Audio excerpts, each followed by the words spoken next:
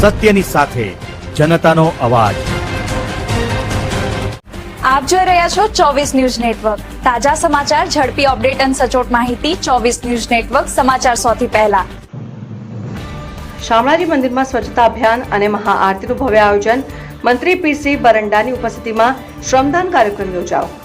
પ્રધાનમંત્રી શ્રી નરેન્દ્રભાઈ મોદીના જનસેવાના 12 વર્ષ પૂર્ણ થવાના અવસરે શામળાજી મંદિર પરિસરમાં ભવ્ય સ્વચ્છતા અભિયાન અને શ્રમદાન કાર્યક્રમનું આયોજન કરવામાં આવ્યું હતું। આ અવસરે સમગ્ર પરિસરમાં સ્વચ્છતા અંગે જનજાગૃતિ ફેલાવવાનો સંકલ્પ કરવામાં આવ્યો હતો। કાર્યક્રમમાં રાજ્ય કક્ષાના મંત્રી શ્રી પીસી બરંડા વિશેષ ઉપસ્થિત રહ્યા હતા। મંત્રી શ્રી સહિત આગેવાનો, કાર્યકર્તાઓ અને સ્થાનિક લોકોએ સ્વયં શ્રમદાન કરીને સફાઈ કામગીરીમાં ભાગ લીધો હતો અને સ્વચ્છ ભારત અભિયાનને વધુ મજબૂત બનાવવા સંદેશો આપ્યો હતો।